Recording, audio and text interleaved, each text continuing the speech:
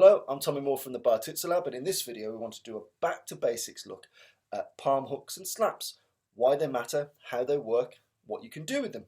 No matter where you are on your combatives journey, it's important to take stock and come back to basics and look at basic techniques, because you'll often find when you go backwards there are some things that you missed out on for a desire for speed, power, pressure testing, and there might be little things in there that make a big difference to your game. So no matter where you are, it's always good to take stock and come back. Now, one of the main things about looking at palm hooks and slaps is the anatomy of the hand and using the best bits of your hand for the job. Now, a lot of people, sadly, when they are using these techniques, they use the central strip here. They use the central part of the hand. The problem is that that's a pretty weak area. It's got bones running down the centre, but it's relatively weak.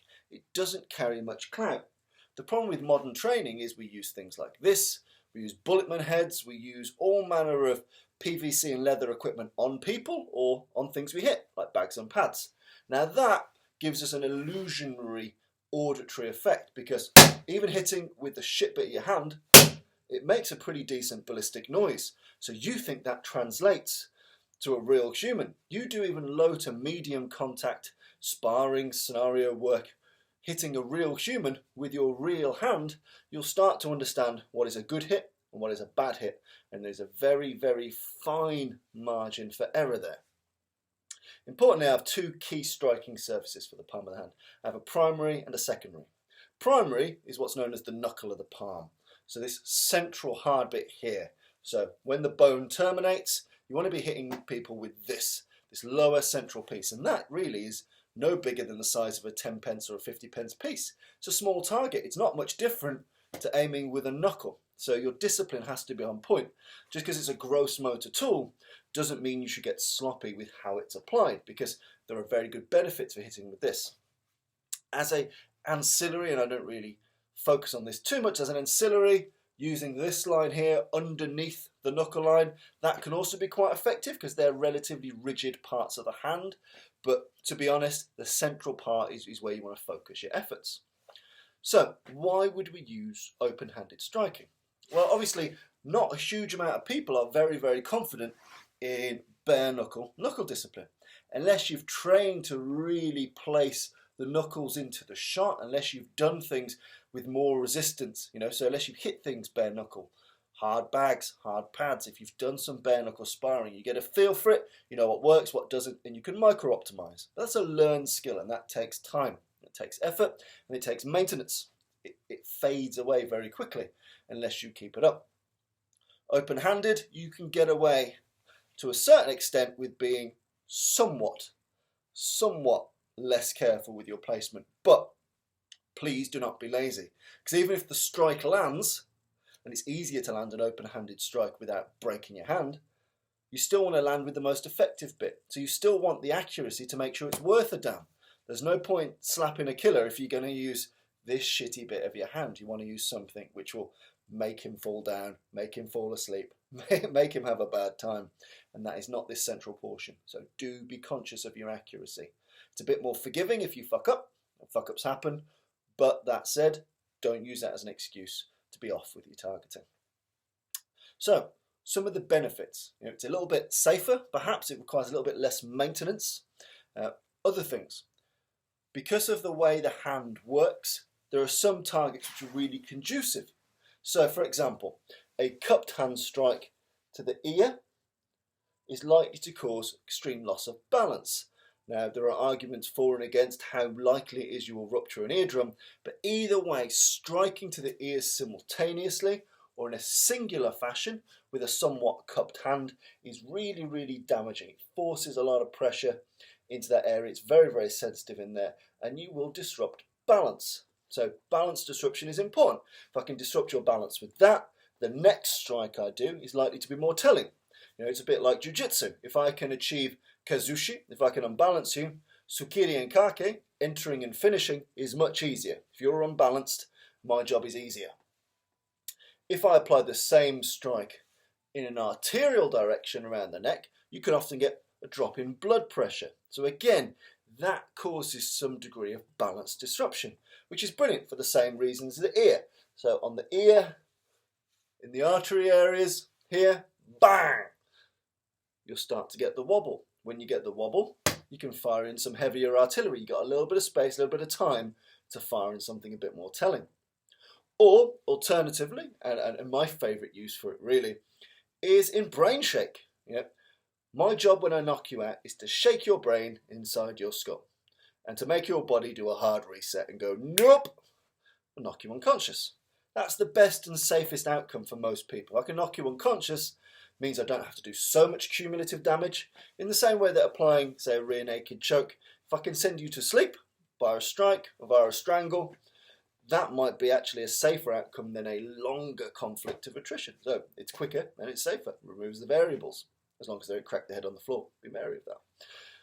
But if I want to shake your brain, sometimes an open hand is more conducive to a closed fist. Whatever whips my chin the fastest. And bear in mind, it's multi-directional.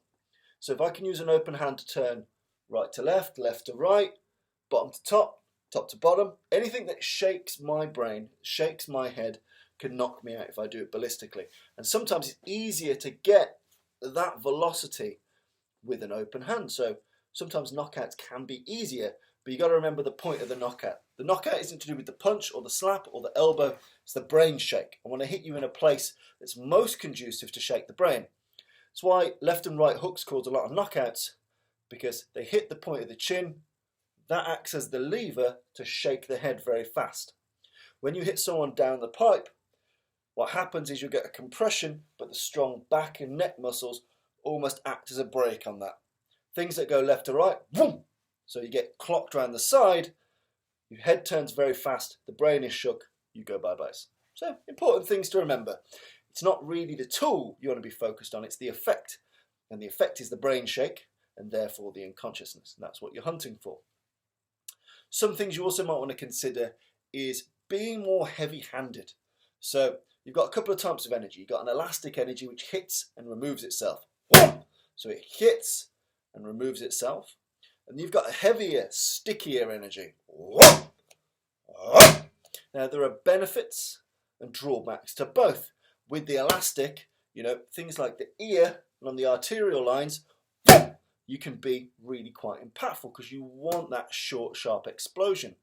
To turn their head, you might want that heavier hand. So get used to dead handing. Get used to being able to hit and stick, hit and stick, hit and stick, and try and treat your arm and your hand as a dead weight. And also get used to the very elastic hit and pull out, as if that were a very hot plate. Boom! You've got two different types of energies to play with there. They work across all targets, but do experiment with them. There are pros and cons to both. So I'm just going to go back to basics on some of the key slaps and open-handed hooks. Okay, we'll start with a nice basic one. That is a Hitaruchi, a cupped hand blow here, otherwise known in the combatives community as thunderclap or ear boxing, or there's lots of different names, but essentially using the cupped portion of your hand. And then there's short and long form versions of this. So a short form version might be we're nose to nose, my fence has collapsed, my opportunity to escape has eroded, and we're here. And I can't fire much up the pipe because we're so close. Okay? But if my hands are somewhat outside the shoulder line, then I've got a pretty decent short cupped hand blow, a short Hitaruchi. So from here, we'll be pushing, pulling, swearing, doing all this thing. I want to fire that shot. I still have to use my hip, my shoulder, and turning my foot. Even if I'm this close, I can still turn. So what we're going to do, hands outside the frame, bang, we're going to hit here. I'm just going to move this. Here, get nice and close, make it dynamic, move around, pushing, pulling. You're having that kind of very close range debate. Okay? As you start to get a bit more advanced with it, get used to tucking your chin, dropping your head. Tuck your chin, drop your head. It's a great way if you ask a question. What did you say? Because then any attack that comes at me is likely to bounce off a hard bit of my skull. Be it fist, be it headbutt, denies him the ability to bite me so easy as well. So as I start to discuss, I might ask the question. That lowers the head. I'm keeping my chin up now because it allows me to speak to you. It's hard to speak to you like this, but understand, tuck your chin, drop your head, Make it a natural movement, ask a question, whatever. Short range. Tuck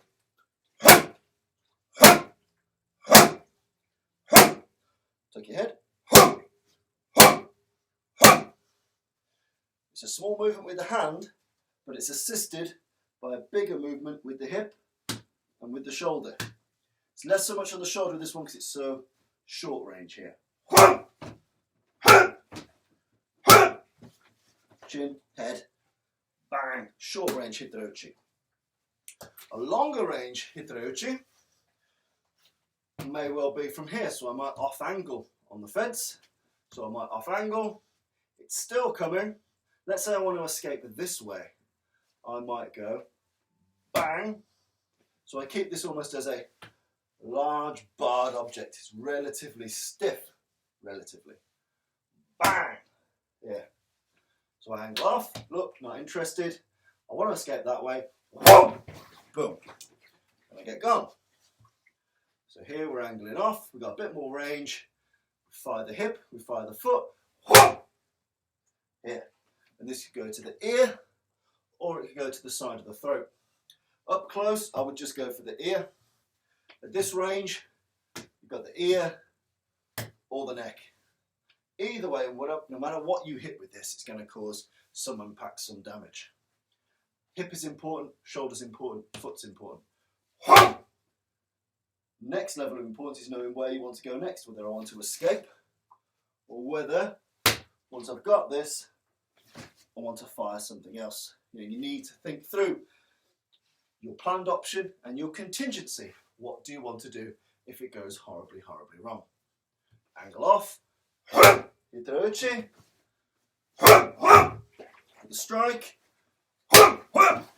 With an exit. Either way. Very important. Nice simple technique. So Hitaruchi up close. Pop. Hitaruchi far away. Pop. Using it almost like a baseball bat. Coming up at this sharp diagonal angle. Not up and out like a jackass hand. It's coming. Should come under his radar until the last minute. Bang. We've also got a more traditional approach. This is for more of a mid-distance where you might want to achieve both at the same time. This often works from a question. What's the problem? Who's that? What are you doing? Anything that flares the hands somewhat. Notice the hands are flared, but the elbows aren't. I still want these elbows in as a quick fire way to defend myself. So just because the hands are outside the fence, they're still my fence, but they're outside of a traditional middling area. My elbows are still in. I don't want the elbows to come out because that just exposes more places for me to be hurt, stabbed, hit, and it means that my ability to defend myself is much weaker. My elbows are in, but my hands are out.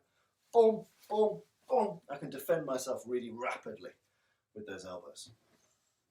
So here, I might go from this position, bang. It's important, or I always find it important at least, to plunge the body somewhat forward. So it's the force of me coming in and round. And you can do this at the same time, or you can do it with a broken rhythm. Boom, boom. Either way has options. Same time, really bad for the eardrums. Different times, quite good for brain shake. That's a more traditional classic Hitaruchi, and you also get it from behind, bam, this way too. I tend to prefer the single Hitaruchi or the close range Hitaruchi, but you've got all of those options, single and double-handed. Then you've got what I like to call the Fujao slap, tiger claw slap, and in this, essentially, I'm aiming the thumb to the eye, the hard bit of the palm to the jaw, and the fingers behind the jawbone. So I want to end up in a position where I've slapped, I've turned my hip, my shoulder and my foot, as if I were throwing a right hook or a left hook, boom, boom. But in this instance, I'm ending it so the thumb is placed to the eye, the hard bit of the palm is to the jaw, and the fingers around the side of the head or near the ear so I can grip and rip and pull and manipulate as necessary. So for me, what I call the Fujao slap, from here, bang, thumb to eye, palm to jaw, fingers behind the jaw. And I apply that typically with more sticky energy. Hit and stick. Nice and simple. Bang! Heavy contact. You can even try it on yourself. So you hit your jaw with the palm, the thumb incidentally gets the eye, the fingers get a really good lever on the side of the face. If you grip your own jawbone, it's a relatively good lever to pull, push, manipulate another human. Bang! Fujao slap. Bang! Again, this can come from quite close range or medium range. But again, I'm not just turning with it, I'm turning and penetrating. So there's some degree of falling step or falling motion. From here. Bang! Heavy contact. Fujao slap. You've got the face smash. So again, a technique you might be familiar with if you follow the works of Kelly McCann et al. These tend to work from the hands being slightly higher, so from a submissive fence, or if say someone's just swung a punch or thrown a bottle and you've gone fuck, whatever makes your hands go relatively high, then you can drop down here. So it's almost like a downward slap to the face. Great reason why this works is there's not many muscles that can prevent your chin going to your chest really fast. When you try and do the opposite way, there's big, strong neck and back muscles. Chin to chest, just plummets. So if I can smash him down and make him say yes very fast, I can achieve brain shake, which is what I want.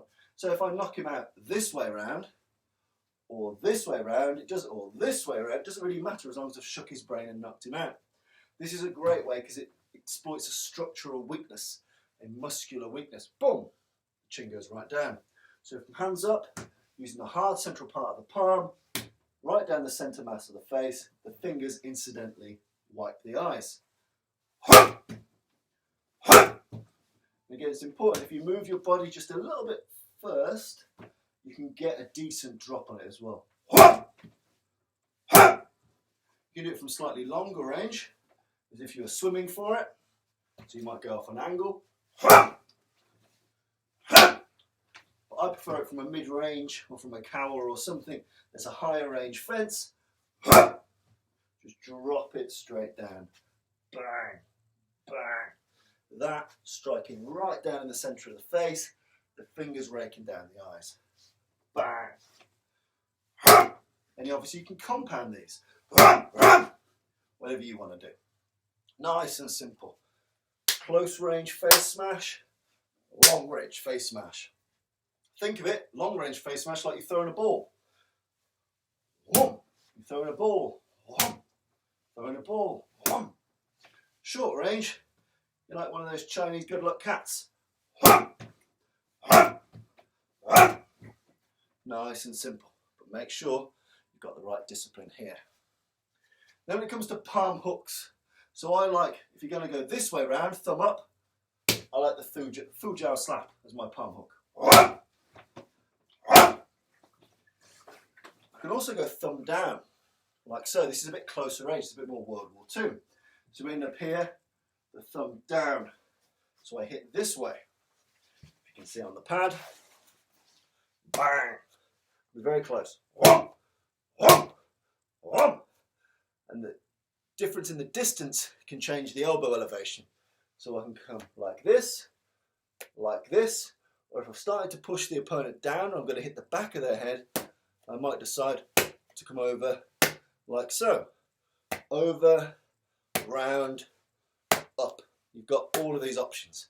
And at the end of it, you can either grip to manipulate clothing or a face, or you can grip and then rip to cause that extra damage. Either way, again, this is kind of a mid to close range technique. We fire it here. Turning the hip, turning the shoulder, turning the foot. You hit with the solid centre of the palm. Then you can grab a lump of face, you can lift it up, do something else. You can hit, grab a lump of face, post off, and hit, you've got all these different options available to you. But either way, it requires good movements of the hip, good movement of the shoulder. You need to be able to blast these in effectively. So, just to recap, these are really great tools if you're not that confident in bare knuckle hitting. Make sure you use the small 10-pence size piece in the centre of the palm, or if not, as a fail-safe, the ridge line of the knuckles. Understand the effect you want to cause. Do I want to disrupt his balance via his ears or via his arteries? Do I want to disrupt his blood pressure and therefore his balance via his arteries? Or do I want to shake his brain? Do I want to rattle his brain and knock him out? In which case, using the jaw as the lever is the important point. Be able to strike with a heavy hand, and elastic energy. Both are important. A couple of different techniques. The Hitaruchi, the cupped hand, up close, far away, double-handed, and with broken rhythm. You've got the Fujao slap, which has the ancillary elements of the thumb and the fingers around the side. Bang. You've got the face smash, which comes down, makes him say yes very quickly. Or long range. And you've also got the palm hook. And that can hit, it can hit and grip, or it can hit, grip and rip. All of those options available to you. So get back to basics, look at your slaps, look at your palm hooks, give them a play. Centre, make it work, make it count, and know what you want it to do.